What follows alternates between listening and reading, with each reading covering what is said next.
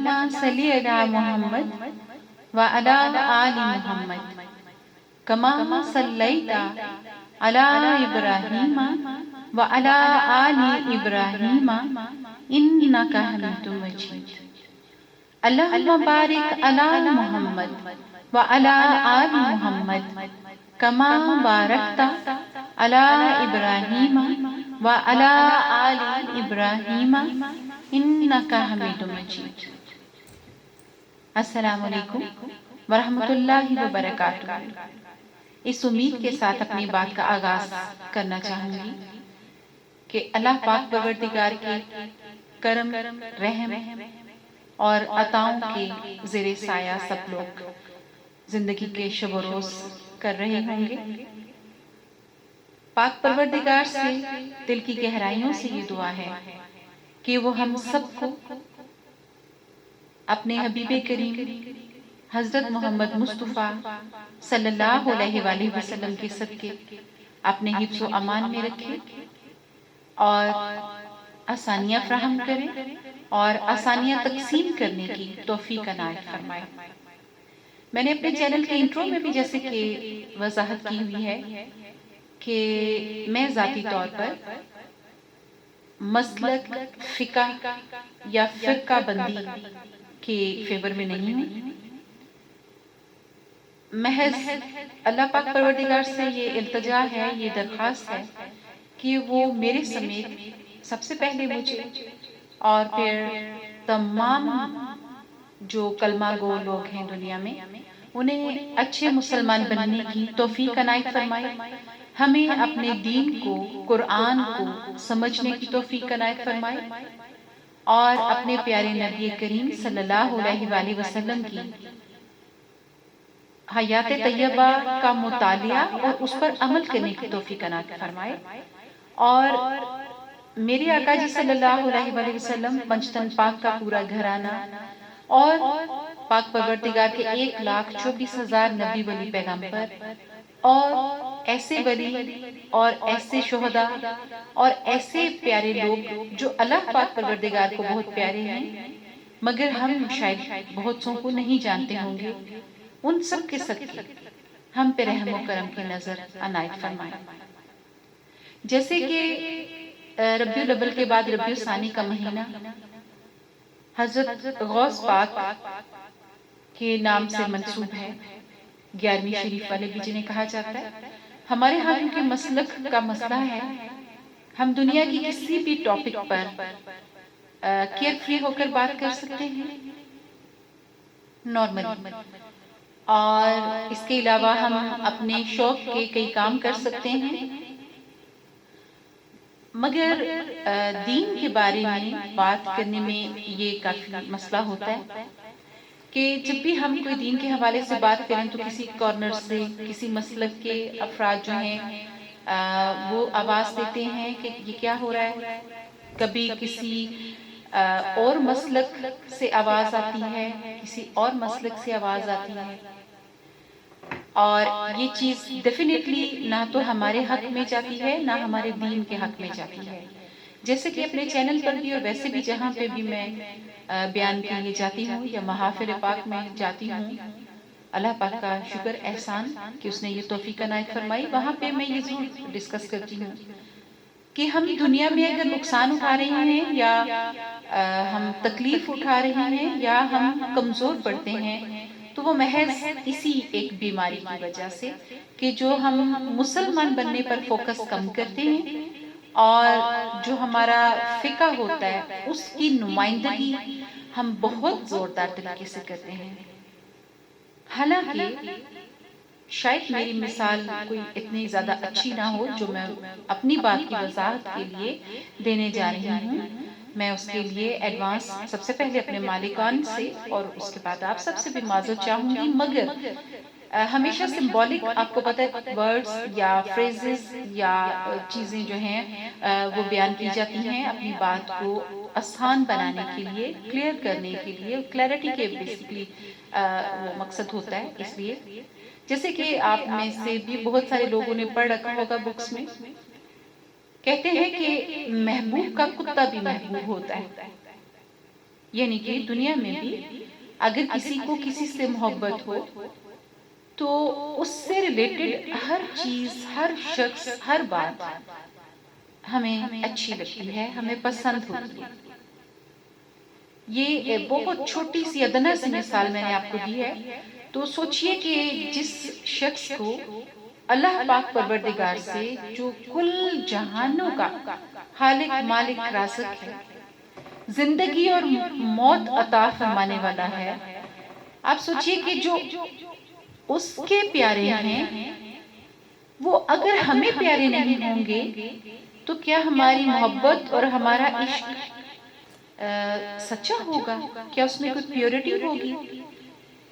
Suppose پہلے جیسے حضور پاک صلی اللہ علیہ وآلہ وسلم کے حوالے سے تو بہت مرتبہ بات ہوئی کہ وہ اللہ پاک پروردگار کے محبوب ہیں، ساری دنیا جانتی ہے، تمام لوگ جانتے ہیں کہ پاک پروردگار نے خود فرمایا کہ میں اور میرے فرشتے اور ملائکہ جو ہیں وہ محمد صلی اللہ علیہ وآلہ وسلم پر صبح و شام ہر لمحہ درود و سلام بھیجتے ہیں، اور اے مومنو تم بھی ایسا ہی کرو۔ اللہ پاک پروردگار نے فرمایا۔ اب جو ہم میں سے جو لوگ اگر ان کے رتبے اور ان کے مقام کو پہچاننے میں غلطی ہمیں ہوتی ہے یا بدنصیبی ہوتی ہے یا بدبختی ہوتی ہے کہ ہم ان کا نام نہیں اور ان کا مقام نہیں پہچان پاتے، خدا نہ خواستہ، نعوذ باللہ، تو آپ دیکھیے چاند تو چاند ہی ہوتا ہے، کوئی اس کو مانے یا نہ مانے، پہچانے یا نہ پہچانے، نور، روشنی، اجالا، ٹھنڈک اس نے تو پھیلانی ہے، اللہ کا حکم ہے۔ اسی طرح ہی درجہ بدرجہ پنج تن پا کے گھرانے تک آئیے اور اس کے بعد پھر جو نبی ولی پیغمبر ہیں وہاں تک چلتے جائیے، تو یہ سارا کائنات کا کھیل جو مالک نے رچایا ہوا ہے یہ میرے اور آپ کے جیسے لوگوں کے لیے تو نہیں ہے۔ ہم کس کھیت کی مولی ہیں، ہماری حیثیت اور اوقات کیا ہے، کبھی ہم نے سوچا؟ ہم رب کے کتنے فرما بردار ہیں، کبھی سوچا؟ ہم دن رات صبح و شام کتنی گستاخیاں اور نافرمانیاں کرتے ہیں، کبھی سوچا؟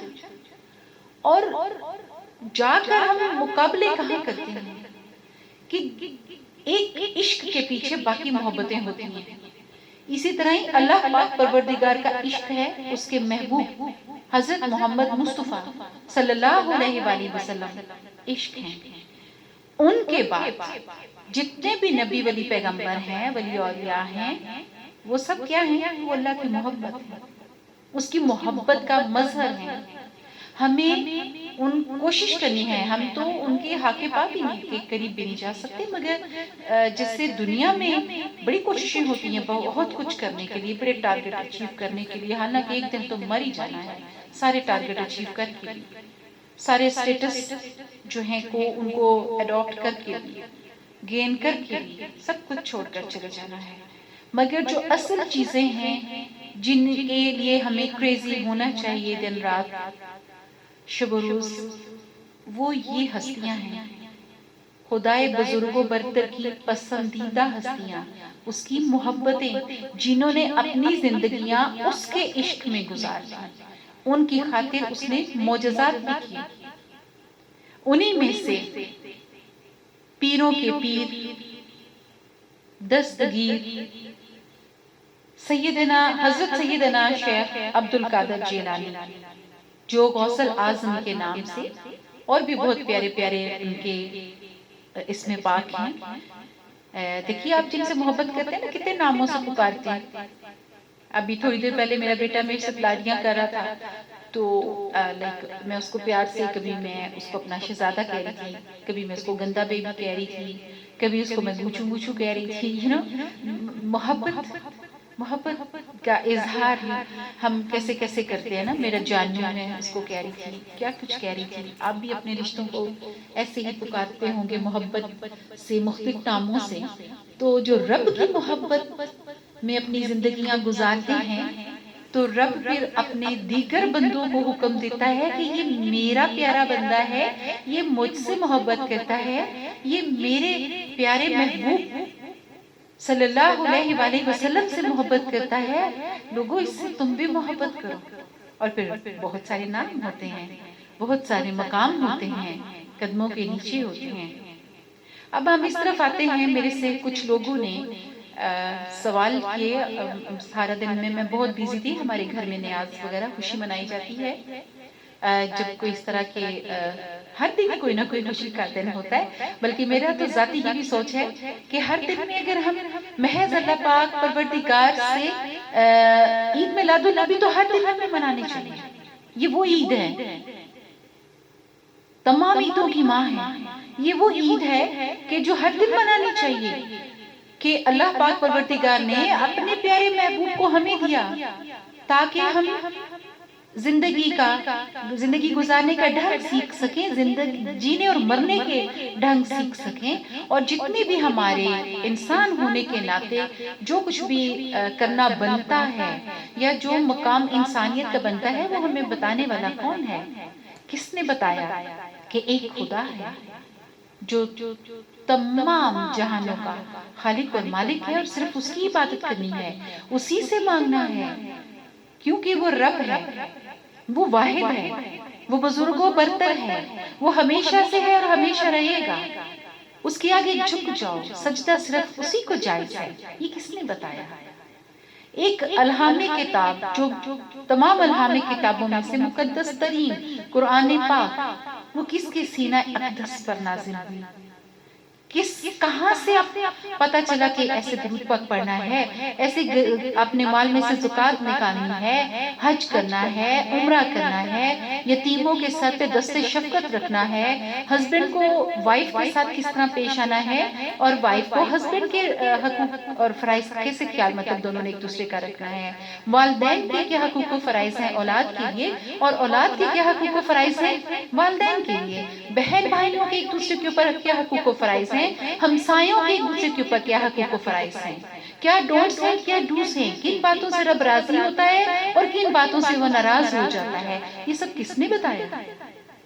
یہ اسی ذات برحق کے محبوب حضرت محمد مصطفیٰ صلی اللہ علیہ وآلہ وسلم نے فرمایا، بتایا، رہنمائی کی، گائیڈ کیا.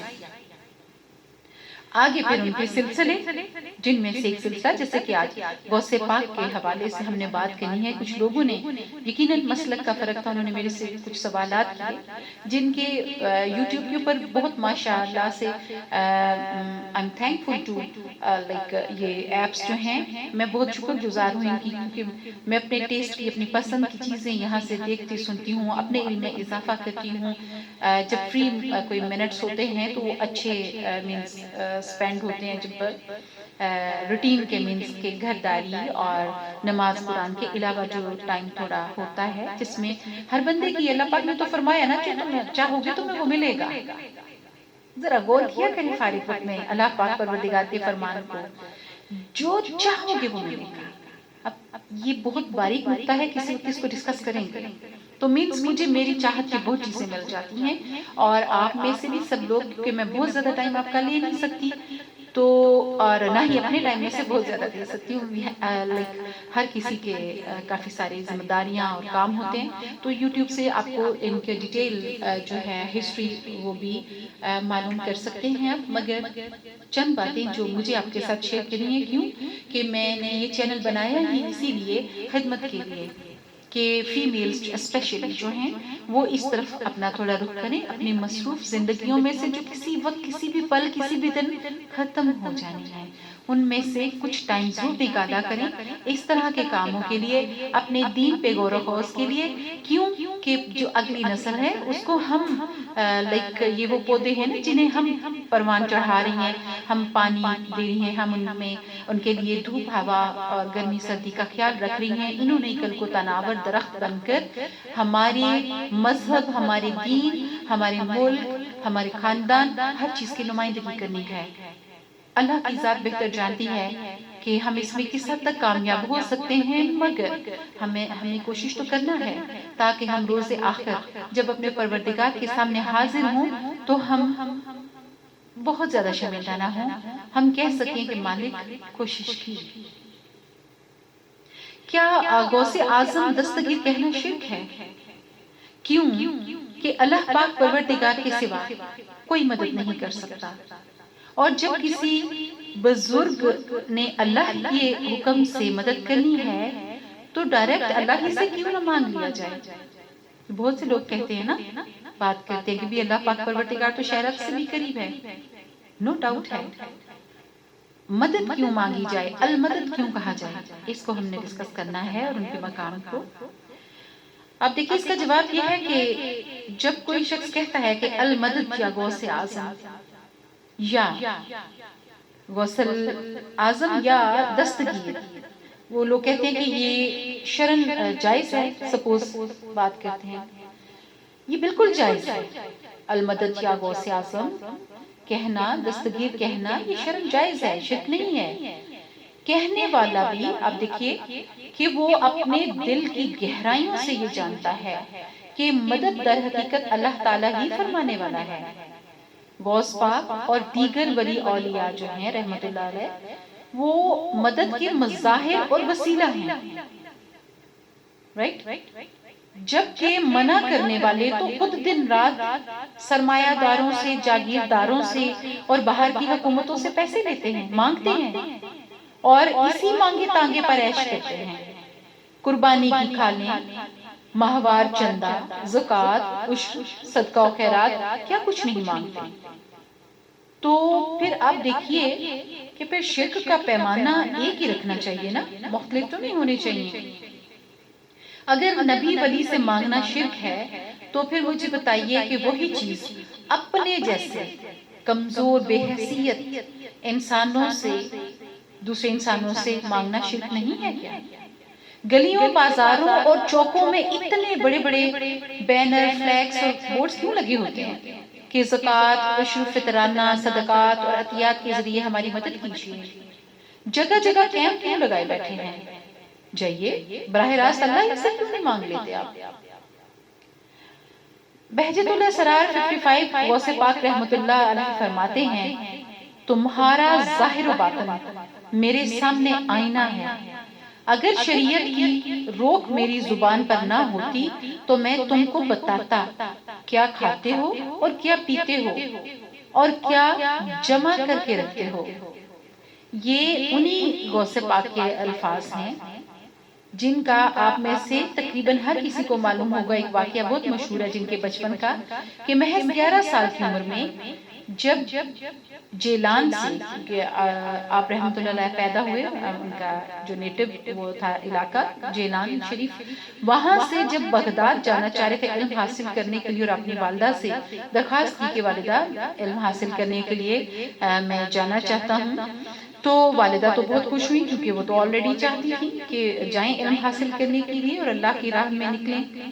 آپ کو یہ بھی معلوم ہوگا کہ یہ اللہ کے وہ پیارے ولی ہیں کہ جو جب پیدا ہوئے تو 17 سپارے پیدائش کے وقت انہیں حفظ تھے۔ اور وہ کیوں حفظ تھے؟ کیونکہ ان کی والدہ ماجدہ جب غوث پاک رحمت اللہ علیہ اپنی والدہ کی شکم میں تھے ابھی، تو وہ ریسائٹ کیا کرتی تھی، پڑھا کرتی تھی، کام کاج کرتے ہوئے اپنے قرآن پاک پڑھی ہوتی تھی، تو وہ ان کے یعنی پھر آپ دیکھیے جب مائیں اتنی عظیم ہوتی ہیں تو پھر اللہ پاک پروردگار ویسے تحفے دیتے ہیں۔ تو آپ نے بھی یہ پڑھا سنا ہوگا کہ جب سفر پہ نکلے تو ان کی والدہ نے وہاں پہ اخراجات کے لیے کچھ پیسے جو ہیں وہ درہم ان کے کرتا کے اندر کی طرف سٹچ کر دیے، کیونکہ راستے میں بہت ڈاکو وغیرہ، ہر زمانے میں اچھائی برائی آپ کو معلوم ہے ہوتی ہے، تو راستے میں کیونکہ ڈکیتیاں ہوتی تھیں، ڈاکو روک لیتے تھے، لوٹ مار کرتے تھے، تو اس وجہ سے انہوں نے سیو کرنے کے لیے کرتا کے اندر کی طرف سلائی کر دی۔ اب جب جس قافلے کے ساتھ انہوں نے اپنے پیارے بیٹے کو بھیجا اور جب مڈ وے وہ پہنچی اور وہاں پہ ڈاکوؤں نے گھیر لیا قافلے کو، تو وہاں پر انہوں نے سب سے لوٹ مار کر لی، مینس جو ان کے پاس تھا سب لے لیا، مگر بچے کو انہوں نے چھوڑ دیا۔ انہوں نے سوچا یہ چھوٹا بچہ ہے، اس کے پاس کیا ہوگا، مگر ایسے ہی جسٹ کئی بار ایسا ہوتا نا، ایسے ہی کوئی بات ہم یا کوئی بھی انسان ایسے ہی کر دیتا ہے، اس کی کوئی خاص ریزن نہیں ہوتی ہے۔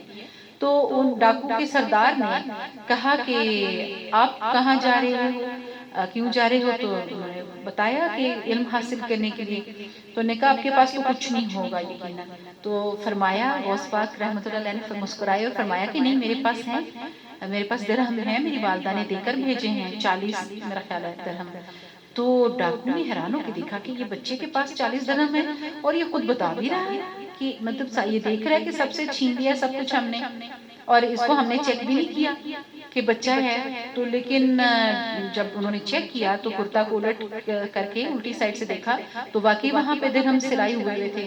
تو ڈاکو کا سردار بہت حیران ہوا اور اس نے پوچھا کہ ہم سے تو لوگ چھپاتے ہیں اور آپ کے سامنے ہم نے لوگوں سے چیزیں چھینی ہیں، تو پھر آپ مطلب نظر بھی نہیں آ رہا، کسی کو معلوم بھی نہیں ہے، تو آپ نے کیوں بتایا ہے ہمیں؟ تو آپ رحمت اللہ علیہ نے فرمایا کہ میری والدہ نے کہا تھا کہ کبھی زندگی میں جھوٹ نہیں بولنا. بات پہ غور کیجیے، 11 سال کا بچہ ڈاکوؤں کے نرغے میں ہے. فرمایا کہ میری والدہ نے کہا تھا کہ زندگی میں کبھی جھوٹ مت بولنا. ان کے یعنی وہ دیٹ ٹائم بہت سارے بچہ تھے، تو ان کی بات سن کر تو وہ ڈاکو جو ہے نا وہ رونے لگ گیا. اللہ کا کرم کسی بھی لمحے کسی دل پر بھی ہو سکتا ہے. وہ دھاڑے مار مار کے رونے لگ گیا. اس کے ساتھیوں نے دیکھا کیا ہوا، پوچھا سردار سے ہوا کیا؟ تو انہوں نے کہا دیکھو ذرا یہ ایک بچہ ہے، اس کے پاس رقم تھی، ہمیں نہیں معلوم تھا، اس کی والدہ بھی سامنے نہیں تھی، وہ تو اپنے گھر میں بیٹھی ہے، بچے کو بھیجا ہے، مگر اس نے ہمیں اس لیے بتا دیا کہ ہم نے پوچھا ہے اور وہ آگے بتا رہا ہے، کہہ رہا کہ میں میری والدہ نے سچ بولنے کا کہا تھا تو میں جھوٹ کیوں بولوں. کہ یہ اپنی ایک والدہ کی بات کو اس قدر فرما برداری کر رہا ہے، اور ہم اس رب کے نافرمان ہیں جس نے ہم سب کو پیدا کیا، جو کل جہانوں کا مالک ہے، اور وہ اسی وقت طائب ہو گیا. یہ وہی غوث پاک ہیں جن کی میں نے ابھی ان کا فرمان آپ کو بتایا ہے کہ آپ سوچئے کہ وہ بچے تھے تو انہوں نے کن حالات میں کیسے سچ بولا، اور وہی پھر فرما رہے ہیں کہ تمہارا ظاہر و باطن میرے سامنے آئینہ ہے. اگر شریعت کی روک میری زبان پر نہ ہوتی تو میں تم کو بتاتا کیا کھاتے ہو اور کیا پیتے ہو اور کیا جمع کر کے رکھتے ہو. یہ ہیں میرے غوث اعظم حضرت سیدنا شیخ عبد القادر جیلانی. اب آپ بھی اتنا ہی میں نے آپ سے شیئر کرنا تھا. اگر کسی نے لائک ان باکس میں یا ویسے الگ سے ذاتی سطح پہ کوئی مزید سوال کیا تو انشاءاللہ I'll try my level best جو بھی چیزیں ہوں گی شیئر کرنے کے لیے. یہ ضرور سوچئے گا ہم میں سے کچھ لوگ بہت ماڈرن ہیں نا، ان نے اعلیٰ تعلیمی ڈگریاں لی ہوتی ہیں، وہ ملٹی نیشنل اور انٹرنیشنل کمپنیز میں جاب کر رہے ہوتے ہیں، اور وہ ایک ان کا خیال ہوتا ہے کہ وہ بڑی پریکٹیکل لائف گزار رہے ہیں. ویسے میں نے اپنی زندگی میں آج تک بڑے سے بڑے پریکٹیکل کوئی بندہ ایسا دیکھا نہیں. اب دیکھیے سائنٹسٹ کیا کچھ نہیں کر رہے، موت کو کوئی نہیں روک سکا. کیوں کہ یہ ممکن ہی نہیں ہے. تو پتہ نہیں یہ پریکٹیکل ہونا کیا ہوتا ہے کہ بعض لوگوں کا خیال ہوتا ہے کہ یہ باتیں سچ میٹر نہیں کرتی. ان سے میں ایک سوال ضرور کروں گی کہ جب بھی آپ جاب کرتے ہیں، ایون آپ بزنس کرتے ہیں، تو سپوز مینس میں نے اپنے ہسبینڈ کو دیکھا کہ وہ ایک بزنس مین ہیں، تو ان کی جو ورکنگ ٹیم ہے وہ ان کو بہت عزیز ہیں اور انہیں ان کی بہت فکر ہوتی ہے. کیوں کہ وہ ان کا بزنس چلا رہے ہیں، اور ساتھ یہ کہ وہ ان کے مینس کافی اور بھی ڈیفرنٹ باتیں ہوتی ہیں. ساتھ جو لوگ چل رہے ہوتے ہیں وہ عزیز ہوتے ہیں، جو آپ کی عزت کا خیال رکھ رہے ہوتے ہیں، آپ کے نفع نقصان کا خیال رکھ رہے ہوتے ہیں، ڈیفینیٹلی وہ آپ کو عزیز ہوتے ہیں. بات پہ غور کیجیے گا. اسی طرح جو لوگ جابس کرتے ہیں، جب وہ جاب کرتے ہیں تو ان کو بڑی فکر ہوتی ہے کہ ہمارا یا ہماری باس ہم سے بہت خوش ہوں، اور وہ اس کے لیے باقاعدہ نہ صرف اپنی جو پروفیشنل سکلز ہوتی ہیں اس کے علاوہ اپنی پی آر، اپنا جسچر اور ایکسٹرا ایفرٹس کرتے ہیں باس کی نظروں میں، باس کی گڈ بکس میں رہنے کے لیے، اور اس میں انہیں کامیابی بھی ہوتی ہے. پھر ان کے پیچھے والے جو ہوتے ہیں وہ ان کے ساتھ اچھی ریلیشننگ رکھتے ہیں. کیوں کہ یہ باس کے بہت قریب ہے، تو ہمیں ان کے ساتھ چلنا چاہیے تاکہ ہماری بھی اچھی بات آگے فارورڈ ہو. مینس یہ ایک سلسلہ ہے، چلتا رہتا ہے. حالانکہ دنیا کے کسی بھی بڑے سے بڑے باس، کسی بڑے سے بڑے مینس کوئی بادشاہ ہے، وقت ہے، کوئی بھی ہے، اس کی کیا حیثیت ہے میرے رب کے سامنے اور اس کے بنائے نظام کے سامنے اور اس کی پسندیدہ پیاری نیک ہستیوں کے سامنے. یہ اکیلے میں بیٹھ کر غور کرنے کی باتیں ہوتی ہیں اور ہمیں کوشش کرنی چاہیے کہ 24 آورس میں یہ آپ یقین کیجئے آپ میں سے جو کوئی میری اس بات کو توجہ سے سنے گا یا سنیں گی اور پھر اس پہ عمل بھی کر کے دیکھیں گی تو ون ڈے آپ مجھے تھینکس بولیں گے. آپ مجھے مینس تھینکس اس سینس میں کہ جب آپ سکون محسوس ہوگا آپ کو تو ڈیفینیٹلی آپ کو اچھا فیل ہوگا. تو 1 گھنٹہ جو ہے نا وہ اپنے ساتھ گزارا کریں. 24 گھنٹوں میں سے 1 گھنٹہ اپنے ساتھ گزارا کیجئے. اس میں اپنے رب سے باتیں کیا کریں. اس میں پاک ہستیوں کے بارے میں کچھ پڑھا کریں, کچھ سنا کریں, کچھ جانا کریں. اس کائنات پر غور کیا کیجئے. آسمان سے لے کر زمین تک ہر چیز کو غور سے دیکھا کیجئے.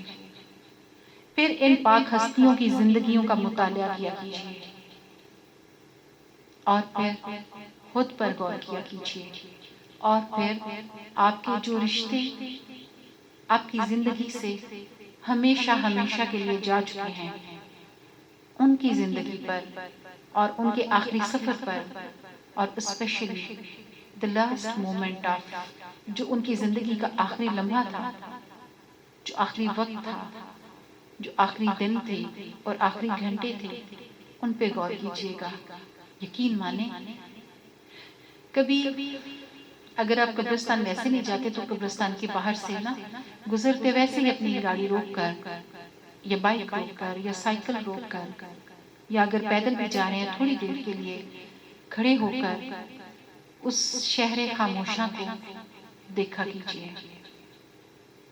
کبھی کسی ہاسپٹل کا وزٹ ایسے ہی بلا وجہ کچھ پیسے جمع کر کے وہاں جو غریب پیشنٹ ہوتے ہیں ان کے لیے گفٹس لے کر جایا کیجیے. کبھی ڈسیبل لوگوں کے لیے جو اسپیشل ادارے ہوتے ہیں کبھی وہاں کا وزٹ کیجیے. میں آپ کو یقین دلاتی ہوں کہ یہ جو آرٹیفیشل دنیا اور آرٹیفیشل محبتیں, آرٹیفیشل اٹیچمنٹس, ہر چیز کی آرٹیفیشل جو وقت ہے وہ ختم ہو جائے گی, کشش ختم ہو جائے گی اور صرف میرا رب, اس کا مقام, اس کے پیاروں کا مقام آپ کے دل میں راسخ ہو جائے گا انشاءاللہ. اور دل میں یہ لگن ہوگی کہ جتنا بھی پازیٹیو کام کر سکتے ہیں, جتنا بھی خود کو روک سکتے ہیں نیگیٹیوٹی سے, آٹومیٹکلی یہ دل کے اندر چیزیں پیدا ہو جائیں گی. کیونکہ جب ہم یہاں ہیں تھوڑی دیر کے لیے تو پھر ہمیں صرف یہاں پہ پھول, مہکتے پھول, خوشبوئیں, آسانیاں بکھیرنے کی کوشش کرنی چاہیے. اسی کے لیے رب نے ہمیں بھیجا ہے. نماز, قرآن, عبادات, والدین کی خدمت, اپنی فیملی کے ساتھ سنسرٹی, کوئی آپ جس کو نہیں بھی جانتے اس کے لیے بھی دعا کیا کیجیے. مجھے بھی اپنی دعاؤں میں یاد رکھیے گا. جزاک اللہ خیر.